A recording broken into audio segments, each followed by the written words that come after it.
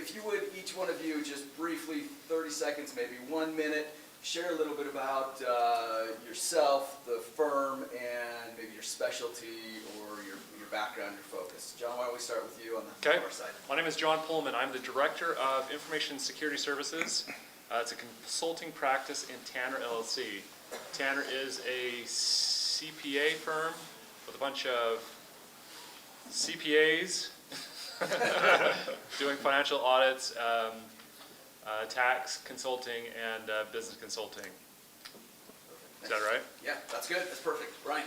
Brian Nielson. Whoa, you're mic'd up, dude. Oh, You're good. I'm gonna lean back. I am also just a banker, like Nathan over there. So I am not a CFO. I'm not an accountant, but I have spent 20 years in my career at different finance and accounting outsourcing providers, and now Wells Fargo, really peeking behind the curtains of what happens in the financial back office of companies large and small. So I have a lot of insight into the warts and some of the bad processes and some of the things that, some of the easy wins that you can have. Thank you. I'm Tommy Jensen. Excuse me. I'm an audit partner with BDO. So BDO is the 5th largest accounting firm in the world. We've got over 60 offices in the U.S., 1,500 offices internationally. Of course, as I said, I'm an audit partner, so I work mainly in technology and retail and consumer products are my main two specialties. As BDO, we do this, audit, tax, advisory. Dan Shea here in the back, for example, is with our boutique investment bank, BDO Capital. So we kind of offer wide breadth of services for CFOs. Thanks. Patrick. Patrick Ord, I'm with Advanced CFO. I'm a CFO consultant there. Right now I think I have around 13 clients that I advise. Prior to that, I got my master's degree in accounting and information systems from BYU, worked at E&Y,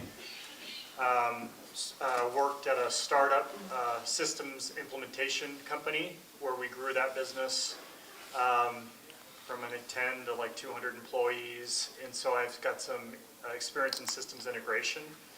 Run my own management consulting firm, been a division president of a real estate home building company. Yeah, that's about it. Perfect. Thanks, Patrick. So I hope you get a feel for some of the quality and the expertise that we've got here in front of you. Today I wore a tweed jacket and glasses because I wanted to look smart, but really, I'm not the professor. They're right here in front of you. Anyone in the room, this is going to be interactive, right? So stop us when we're not answering the question correctly, and we'll try to do our best to correct our answers. But anyone familiar with Moore's Law? Raise your hands. Yes? What is it? Who's got it? I saw a head nod right over here on the far side. Moore's Law. Has to do with how quickly technology changes. Correct. It changes exponentially. Well done. A+. Done. Well earned. So, back in 1965, whoa, hey, we're done, guys. Let's zip back up to the top of this. Back in 1965, Moore, his first name, hold on, let's get back to this. Yes, very good. Yes, okay. Back in 1965, Gordon Moore said that technology doubles every 2 years. And then Newsweek last year said that Moore's Law may have finally run out. How many of you have been buying computers as CFOs and expensing those things over the last probably 10 years at a pace of maybe every 2 years you're replacing? I know I have. As a homeowner, my computer at home, I'm constantly plugging more RAM in, plugging more hard drive space in. But honestly, over the last year or so, I haven't done that. The computers have been keeping up with the changes that are going on around me. The systems are still running. Things are going well. So, has Moore's Law run out? Perhaps. I think it's slowed, maybe not doubling every couple years. But what that means is that if Moore's Law has run out, what's going to happen? If we're not focused on technology, they're now turning back to the CFO to double their job functions every couple of years. Any of you feel like you're doing more today than you were 2 years ago? You feel like, well, raise the hands. I mean, honestly, anybody not? Feel like they're busier than they were 2 years ago? I do as a banker. But I think it's true. Dave Chase shared some information from the McKinsey report with you at a high level. This is the information that came out. It's a survey of CFOs back in the end of 2008. This was the slide that he showed earlier, so he stole a little bit of what I wanted to share with you today. But these are the activities the CFOs are tasked with today. So it's not just the traditional financial accounting, but it runs everything from risk management, internal audit, all the way down through M&A activity, post-merger integration, IT, procurement, and digital.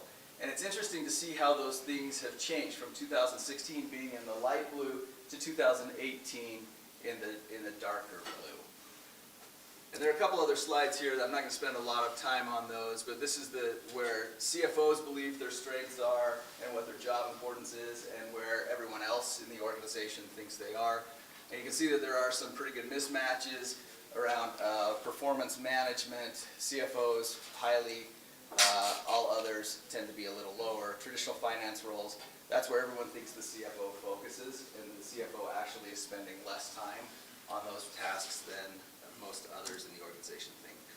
I'm going to flip past these just for the sake of time and go to, back up one. This one, in terms of change and transformation going on in the CFO role and in the enterprise, CFOs have tons of room, according to this survey, to start to implement and transform organizations. And so I want to ask, because I want to be relevant today, rather than have our panelists today who have prepared canned speeches and know their expertise and everything really well, but I do want to know what your priorities are. So I want maybe 5 or 10 of them. Let's hear them. This is where the silence part starts to kill you and eat on you. Anyone? Anyone going digital these days? Anyone cloud-based out there? Anyone Bitcoin? Yes. So one thing we're looking at is streamlining the electronic treasury process. Okay. We have 2 different online treasury systems through 2 different banks. We've been tentatively looking at systems that could sit on top of that, and so you could have as many banks as you want, and instead of working with those bank systems, you just work with one The data wire warehouse or at the top ACH of it. system. Perfect. Okay, great. Thank you. We can touch on that. Anyone else? Yes. Oh, Go ahead. please. Ladies first. Sorry about that.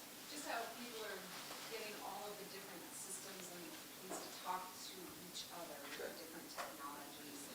What's working? It just seems there's a lot out there, and how do you reduce your investment of time trying to sort through things? Perfect. Can we handle that, guys? Yeah. Got that? Okay. Yeah, mine is also kind of data integration, particularly with our banking partners and lenders for automating vendor payments, as well as just being able to import the information from our banking transactions directly into our accounting software and Okay. those kind of things. Perfect. So again, kind of focused on banking. It's amazing how the dollars start flowing and become important. Anyone else? Any other? What? Yes. What about cybersecurity? Business email compromise is huge. Yes. About that bank up in Cache Valley just lost, what, 650,000? Heard about that. I'm not sure how that news got out from the bank. I wouldn't have been advertising that, but yeah, no, exactly. And actually, John is Yes. John is hosting a cybersecurity breakout, so we'll touch on it briefly. But if you really want to get in deep and dark into the secrets and the things, attend that next breakout session. But it's a really big one. We're going to talk about that specifically. Anything else? Anyone else from data, kind of reporting, anything like, yes? Yeah, these will speak to your point, but on the automation and these dashboards. Okay, perfect. All right, so let's do this, guys. I'm gonna open it up. Just let's focus on maybe systems integration, and then that will bring us into kind of dashboards and technology. So the first question really is, I think, around kind of big data, information gathering, reporting, and talking about the maybe APIs or all the integration of these programs as they talk to each other. why don't we just start, Patrick, with you, and feel free to comment, and then we can come back to more questions, jump in. If they're not saying the right thing or not getting to the question, jump right in and let's go. So, yeah, questions around big data. What are you seeing from, as you're going out consulting, talking with people about how to manage dashboards and bring the systems online? Yeah, I think one thing that I guess I'd begin with is relevant to the slide that we just saw about how the CFO function is growing and diversifying a bit in what we're expected to be able to do within an organization. Back in 2013, I spent a considerable amount of time researching big data, and I actually ended up writing a novel about it, because I just sensed that this was going to be the next, large thing that we needed to get our arms around. And it was interesting, I was talking to some chief marketing officers that were on, Madison Avenue in New York, and they were saying that their marketing functions were now reporting up into CFOs, which seems really counterintuitive because typically we think of a marketing function as being very creative, very distinct from a financial competency that is very disciplined and kind of stays in its own lane. And the thing that's changed in that regard is the amount of data that we have to help us target marketing. And CFOs are the numbers guys. And so we're expected to understand that and help to contextualize it and get the appropriate data to be able to know how to achieve a good ROI on our marketing spend. And so, that kind of speaks to where things are going. When we're living in this era of big data, and it becomes overwhelming because we have so many data points on so many different people. But as CFOs, oftentimes it's our job to be able to look at that data, put it in perspective, make it manageable, and then be able to approach our direct reports and say, this is what I want you to do, and create a distinct focus for each of those people to make it meaningful and help us achieve a return on our investment. Thanks, Patrick. So Tommy, maybe to that point, we know big data is important. We know how to push. We know we got to push that out. As you're out talking and auditing, what are you seeing, and how are you advising people to build those systems?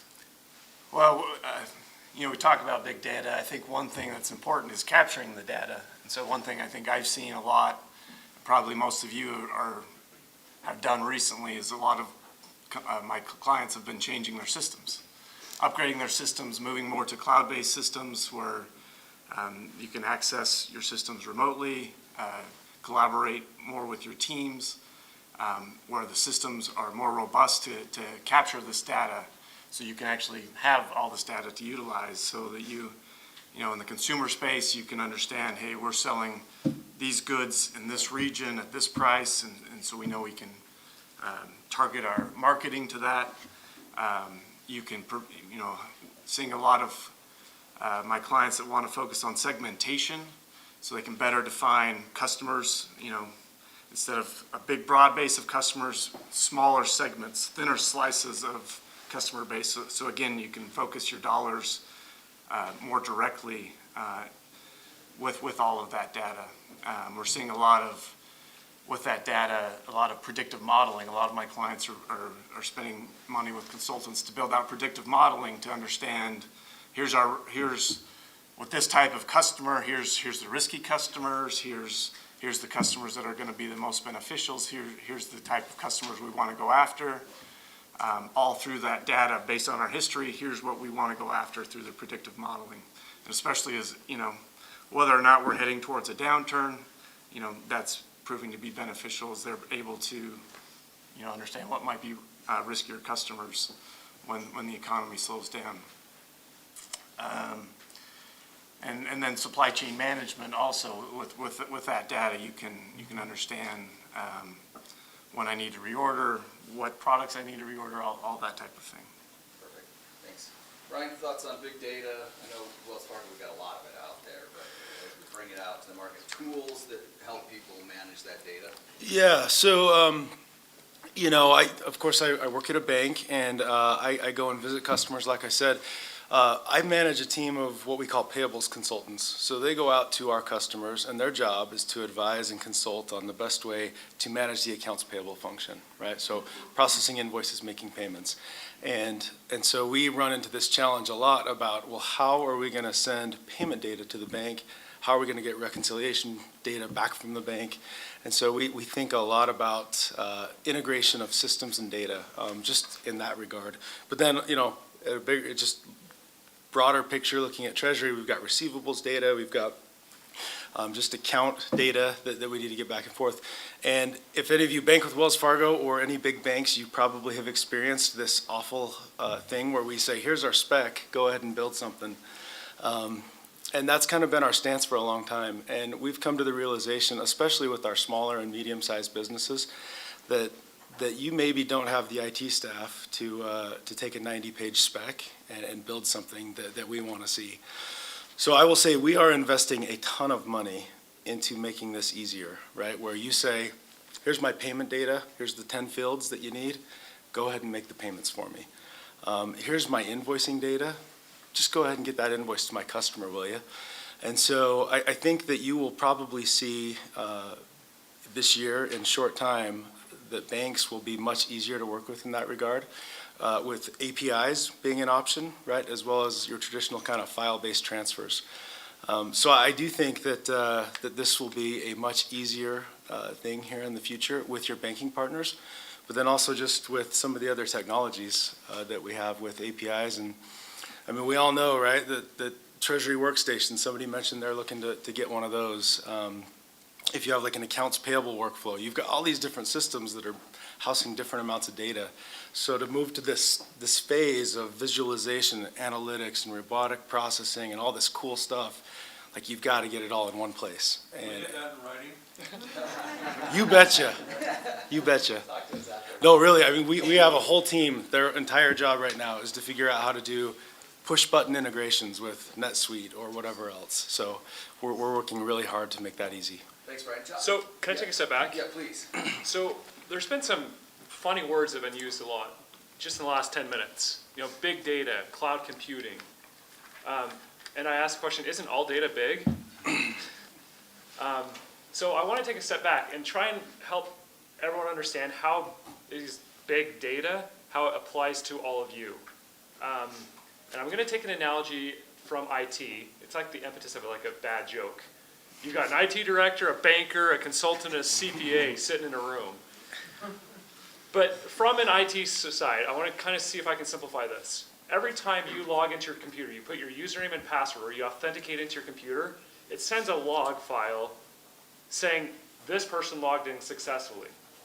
Every time you go and find a website, every time any traffic on the internet on your network is happening, it sends these little tiny bits of data. Big data is aggregating all of that and analyzing it. Does that make sense? And that's from an IT perspective. All of you as a CFO, sidebar, I don't know why IT reports the CPAs or the CFOs. Can anyone explain that to me? Why does IT go up through the CFOs? Spend a lot of money. They spend a lot. But isn't IT operational? Wouldn't it go to a COO? Anyway, I don't understand that. So all of your organizations have a lot of data and it's all dispersed. So they've coined this phrase, big data, of aggregating and pulling all this data in and then being able to predict, predictive data, being able to visualizing data. You look at a company like Domo. They're a market leader in visualization of big data. So this is kind of what we're talking about of data. Now, I would challenge all of you to take a step back and think of what data would you like to see? Not the spreadsheets, not accounting information. How are you going to aggregate it? Because it's going to happen whether you want to or not. It'll be thrust upon you in the next 2 to 3 years, where data is going to get thrown at you in so large quantities that you have no idea what to do with it or how to use it. I had a hand here, sorry. I steamrolled past your hand. You asked why, and I was going to answer the question, why does IT report to CFO? One word is compliance. Okay, that makes sense. John, to that aspect, maybe we could talk about tools to help, because I think we've just heard data, it's important, it's big, it's out there, it's gonna be coming at us. You mentioned Domo. Are there other tools, whether at the CPA firms or at the banks or the consulting side, that can help these CFOs bring all this data together, analyze it, and produce dashboards or make sense out of it? So unfortunately, you can get data overload, and I don't want you to focus on data overload, because you can very, very, very easily, utilizing a couple easy tools out there. You can, in fact, just Google big data tools for a CFO, and you will get hundreds of thousands of people trying to sell you and put information into your laps. But I think like an ERP would be a very understandably easy big data tool that's pulling in timesheets, it's pulling in availability, it's pulling in resources, and you're able to visualize and see in a snapshot what is happening in the organization. Did I answer that question correctly? You did. Well, I think. Well, I don't know. did I answer that succinctly? Because there's nothing worse than sitting in a room and having a question answered and they go all every which direction. Yes, I got a hand back there. I have a question. So along with ERPs, I think the challenge with them is while they do have all of this data coming in, they become a little bit less like agile. For instance, like integrating the ERP system with Wells Fargo banking or something. It becomes really challenging. So in a company that I worked in, it was almost like we want to move away to more of the solution-based or the cloud-based data services to be able to, I don't know, up our technology and automate. So I guess, what do you see out there that are good ERP type of systems that can aggregate all of that? So, Because there are limitations in ERP systems. yes. That these smaller companies just nail in their areas. So ERP is a very, very unique situation. And I would highly recommend that before you jump into an ERP, or if you are thinking about going into an ERP, don't go to a sales rep and ask them which is the best ERP solution. That is the worst situation, because you'll get sold on one specific, and that's their only visualization. And they will get a pretty nice commission from that sale. Make sure you take a step back and understand what you want out of your ERP. What are your solutions you're looking for? What dashboards do you want to see? And then start looking at them from that vantage point. If you need to, pull in an outside consultant that isn't going to receive a commission on their ERP implementation, and talk you through benefits of some of them, some downsides of others. But don't go to a NetSuite. Don't go to a specific ERP solution and say, hey, I'm looking at potentially getting ERP. Which one would be best for me? Well, of course. Patrick, can we tap you just a little bit, because I think as a paid consultant, Advanced CFO comes into companies with that very question, right? I don't even know where to start on an ERP system. I know I can't be running DOS 3.1 anymore. I've got to be something else. But Yeah. what are you telling people? Yeah, and I'll use the microphone this time. I realize that you probably hear better if I do this. Yeah, so typically with Advanced CFO, we come into businesses at various stages. We deal a lot with QuickBooks. Most businesses start with QuickBooks, and then as they grow, they migrate to something else. And that's typically a big jump. I have a client right now that just implemented NetSuite, and it got sideways on them. And the COO is in a very dark place. The CFO left the company. And they're not getting the reporting that they thought they'd get. So, and this, unfortunately, this is not an uncommon situation. I think NetSuite is the right product for them, given their industry and their ambitions and where they want to go and what they want to track and the reports they want to get. But they were sold something in a way that I don't think was where the integrators really understood their business. And so there's a lot of risks to systems implementations. And I think there's a bunch of ways to mitigate that risk. I agree, like you don't want to go to a salesperson, you don't want to ask them which software system you should go to, because obviously they have their bias, they want to sell their product. I would reach out to others within your industry that have, similar considerations. Systems integrators, this coming from, I used to be a systems integrator. I know that they're not all created equal. And, some will represent themselves as saying, oh, we've done this in your industry, to where in reality, they want to stretch and get into your industry, and they want to, and unfortunately, you end up paying the price for that education for them. Sometimes systems integrators, they park people on your job that aren't super experienced because they want them to bill and they want them to learn, and you end up paying for that learning. So there's a number of considerations when you go down that road, so it could become really daunting. But there's ways to mitigate those risks. I don't think it's a productive use of our time to go through all different, packages and how they best fit different industries and that sort of thing. But I think you need to vet the systems that you're looking at going to. You need to vet the integrators that are going to be helping you with that. You need to look at your existing workflows. Do you know, are your existing processes, are they working? Because sometimes companies, they buy these systems and they think, oh, our workflows are really not up to where they need to be, and so we're going to automate everything. Well, you end up automating inefficiency, and you're not going to be happy with that outcome. So before going down that road, you need to take a really honest assessment of where you're at as an organization, where your processes are. You need to identify somebody internal to your company that can be a champion of this system, because you're going to get resistance from a lot of different functional areas that they don't want to use it.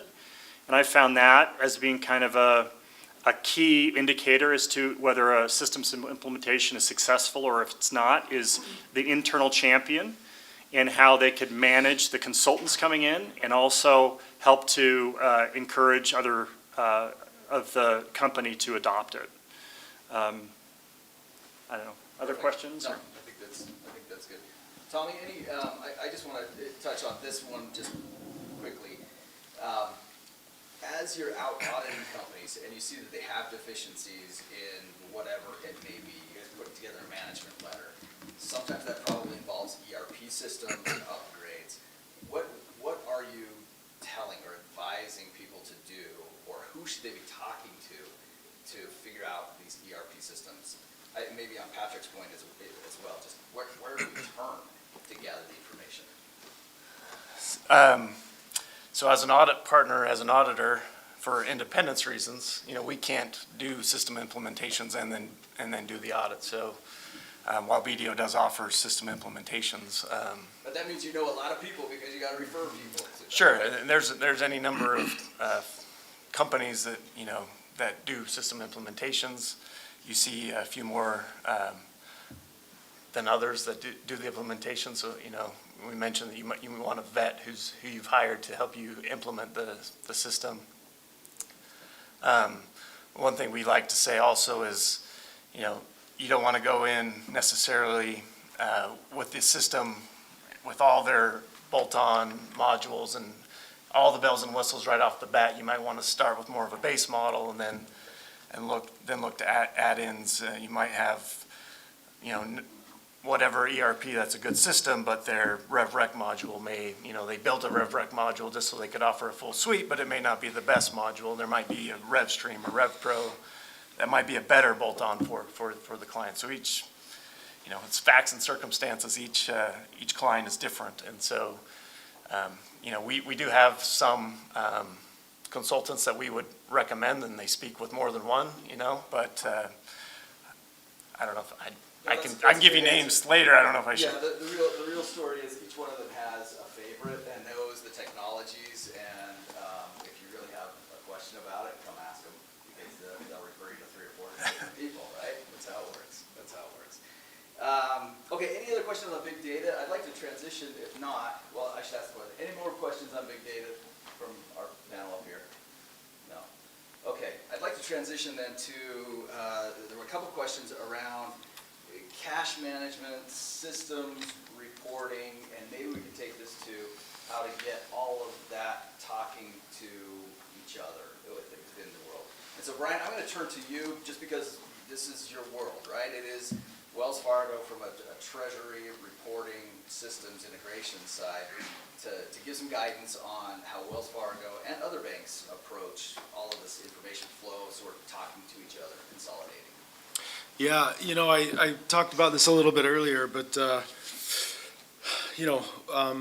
I work within Treasury at Wells Fargo, and of course, there's all kinds of receivables and payables data that needs to come back and forth. And, I mentioned that we're working really hard to make that easier. Right now, it's a very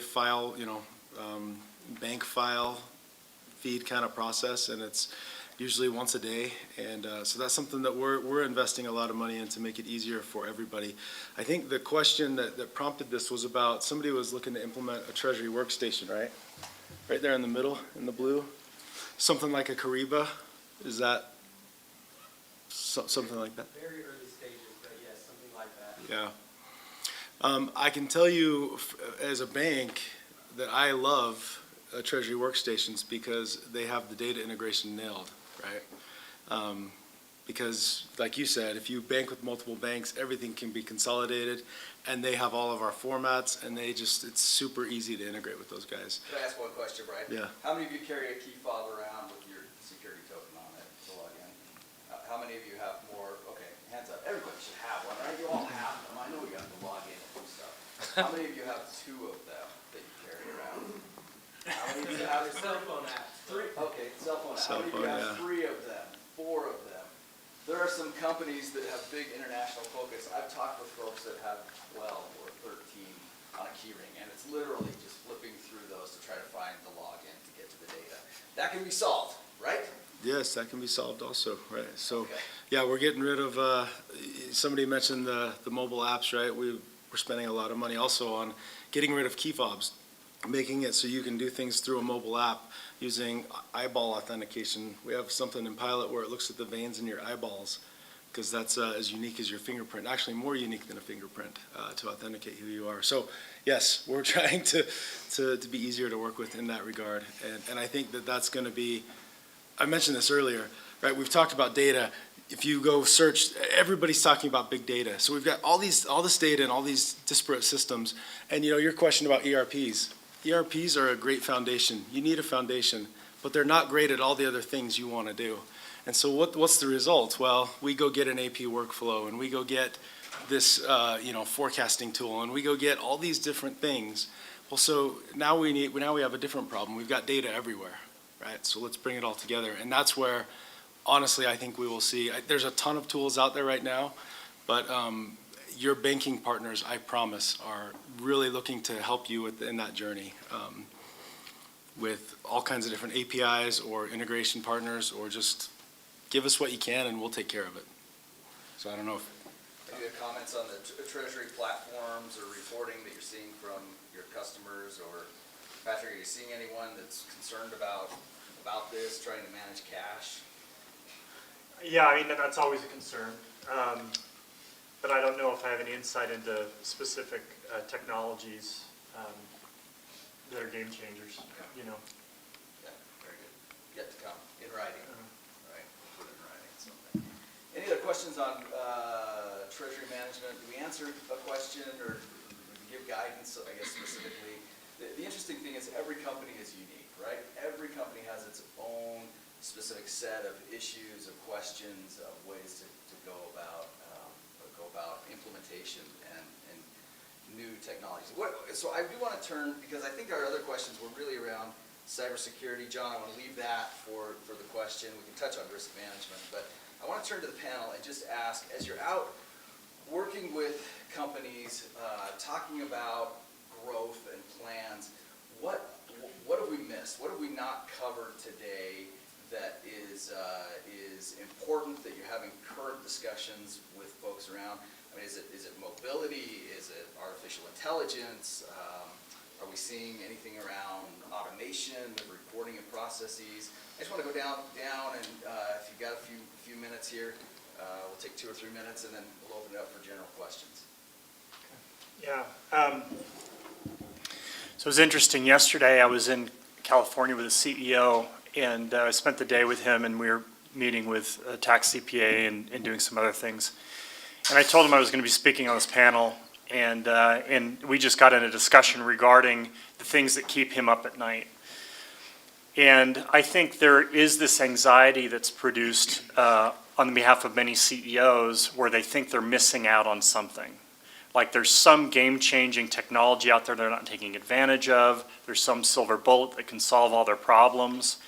And he was kind of on the other side of that, just saying, yeah, tell everybody that, there's no magic potion, right? And he quoted, you may have heard this quote before, but it's a famous statistical quote that says, all models are wrong, some are useful, right? And so, you have to have the appropriate expectation when you kind of approach technology. Like it seems like everything that's advertised is AI, right? Because that's like the new buzzword. I mean, AI could vary from, autocorrect, on your text app to, doing everything in your company. And it seems like a lot of technology companies saying like, oh, we have AI, and then you start to pull it apart and you're like, okay, this really doesn't seem like AI to me. I'm not really generating many efficiencies. But all of a sudden you feel like, yeah, I'm on the cutting edge. I have AI in our company, right? So I think the one thing that I guess I would just mention would be don't get overwhelmed with all these buzzwords, these new technologies. These are tools. They're not gonna, they can make your business more efficient. But if you're not executing well on your business right now, they're not going to change that, right? So you need to make sure to again do an honest evaluation of where you're at in your business. Are you understanding all the key drivers? Because if you automate those key drivers and you don't have a thorough understanding, that's going to get you further away from your goal. So I mean, there's a lot out there. Everybody will sell you everything. But take a deep breath, find people you can trust, do your due diligence, understand your personnel. Are they going to be equipped to execute what you're going to implement? Is there going to be resistance? Yeah, I guess those are just some thoughts. I'll share two things real quick, maybe some more buzzwords, but one thing we are starting to see more and more is robotic process automation, business process automation. If you've got in your business tasks that a group of people have to handle, a large group of people that's mostly repetitive, it's a perfect candidate for a robot or some sort of robotic process automation. If there's a certain task that you have to do over and over again in your business, there's a good candidate for a bot to take care of that. Gartner just published 3 days ago their first ever Magic Quadrant analysis on RPA solution providers. So if anyone's out there on the And I'm looking out, and there's local companies that do business process automation here as well. And even as a CPA firm, we have bots that help us put fixed assets in a fixed asset ledger for tax returns. Just things that can be automated, the lower level bookkeeping type of things. And so we're starting to see that, and I think you'll see that more and more. So if you're not thinking of that or moving towards that, you might want to start to think of that. And the other quick thing was just from that McKinsey study, it even showed that digital is one area that's starting to fall under the CFO. And we're seeing that as well in our firm. Just all things digital, I won't get into it, but even apps and how they interact with a consumer for like a retail company, that falls under the purview of the CFO and what kind of augmented reality or whatever experience you want a customer to have. It seems more of a marketing thing. Somehow that's falling under the purview of the CFO. I'll stop there. Thanks, Tommy. I think your point to automation and taking some of those routine or daily activities and just automating them is the only way that the CFO is going to be able to take on all of these other things that are on your plate. And so if you're not addressing those in the office, logging in every day, transferring money, or automate, it's just, if you're not automating your accounting, you're not opening yourself up to take care of all these other priorities that your CEO and everyone else are starting to expect of you. Fair? Yeah. Right. Yeah, I was actually going to say something really similar. One of the things, I'm a little weird, but I love, one of the things me and my team do a lot is we go sit with our customers and say, can we watch your people process invoices? Can we watch them make payments? And it's a little weird when that happens, honestly. We sit right there and just watch them work for hours. Yeah, but I love it because we learn a ton. And so, if you go and Google what are the tech priorities for a CFO, you'll see blockchain and AI and RPA and all these sexy things, right? But the reality, when I go look at what's happening in the back office, is there's a ton of paper, right? There's paper invoices piled on desks. There's paper checks waiting to be signed. There's paper payments sitting on desks. And so I always tell people, don't worry about all that other stuff right now, right? You've got this paper problem. And when there's a paper problem, that means that there's no visibility for the CFO, right? There's a stack of invoices on somebody's desk. You don't know about it. You don't know when it's due. You don't know if it's late. You don't know about it. And so one of the things I always tell people, right, I did a deck a few years ago. If I was CEO, the first thing I'd do is I'd look at receivables and payables and try to figure out how can I eliminate paper? How can I stop getting paper invoices? How can I stop making paper payments? And that's a quick win. Earlier, somebody mentioned with Divvy, right, that 15 years ago, I thought checks would be gone. But when I go watch people make payments, there's a lot of checks still, right? And so what's a quick win? Well, let's move those paper checks to a digital payment. And there's a ton of innovation in that area. The virtual cards that were mentioned earlier, there's real-time payments that are coming out. There's so many cool tools.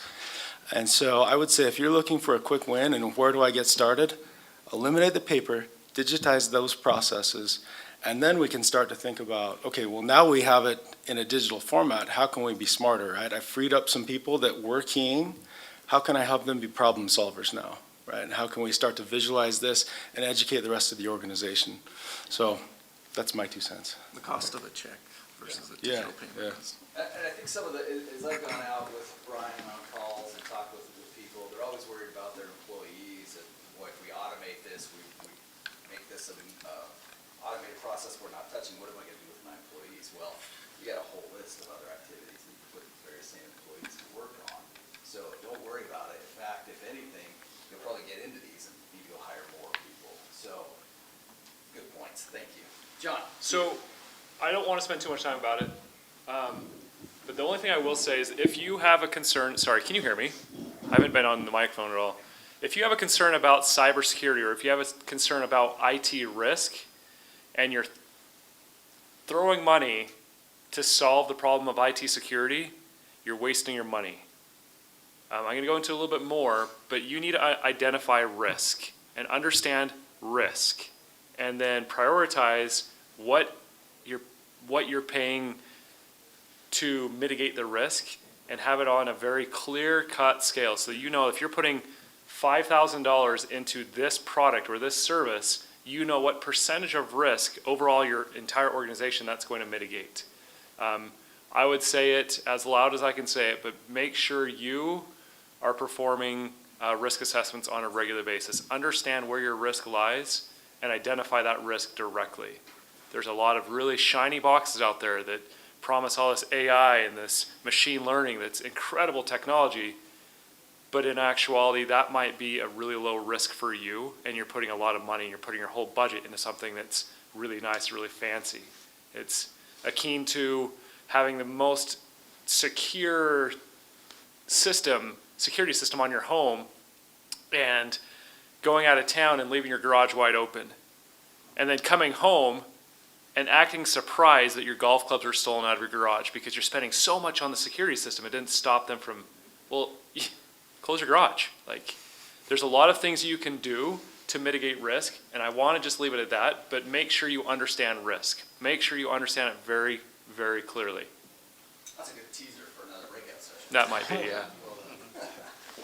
We have our timer says about 3 minutes left. Any questions or you want to take advantage of thoughts that have come up today? I'm always a fan of ending early, giving you a few more minutes back in your day, but I do want to take advantage of our panelists. Any last questions, any thoughts that we haven't touched on? Anyone have priorities out there that they're working on that we haven't talked about today that they'd like to share? It's a great opportunity to learn from each other here in the room. There is popcorn and pretzels out in the hall that you can be the first to, but I have a bit of a selfish question. there are a lot of things falling on a CFO's plate. At what point does it make sense to start outsourcing versus hiring internally for? I would say it makes a lot of sense to outsource because then you get the specialization of people that are doing it on a regular basis. Bring it in-house, you have one person that has to oversee a lot of tasks, where if you outsource, you can get a whole team of people that are overseeing a specific task. That from any, consulting is going to drive a lot of businesses in the next few years. You look at a company like Domo and other consulting firms, you're outsourcing that piece. There's a lot of benefit in outsourcing. Anyone else, other thoughts on? Well, I was just going to say, yeah, I mean, you know, you look at accounting, there's a ton of transactional activities, right? And, you know, I mentioned keying invoices earlier. That's a really low value task, right? So if you can't get a digital invoice and some kind of OCR to read it, outsource that, right? There's tons of companies that will do that for you, and use that resource for something that they can provide more value to the organization with. So that's kind of my background is, hey, get that transactional stuff out of there, and let's figure out how to help the organization more. I'd say, depending on what it is, if you can own the model that's being built, if it's something that a consultant can come in and build it for you and you own it, you know, there's a lot of value in recurring revenue, and some consultants like to kind of keep that hook and build something that they kind of have a recurring revenue with you. If you can kind of get out of that, have them build the model, then you own it and take it forward, then maybe there's some more value to that. Yeah, I think just from a general management principle, you want everybody in your organization functioning at their highest and best use. And so if you look across your organization and you say like, wow, this person's spending a lot of time doing this one thing that isn't really in their kind of wheelhouse, that's an opportunity for outsourcing. And then one thing I advise my clients as I work with them is on the P&L, I make sure to group everything in a payroll and professional grouping so we can track how much our people spend is. And then you can look and say like, okay, how much are we spending on employees? How much are we spending on consultants? And then that helps you to have that conversation, whether sometimes it makes sense to take a consulting competency, bring it in-house, and sometimes it makes sense to do vice versa. We're officially out of time, so let's go have some. Yeah, we got a red light. Lincoln, It's gonna blow up. Hit the button. Thank you all for coming.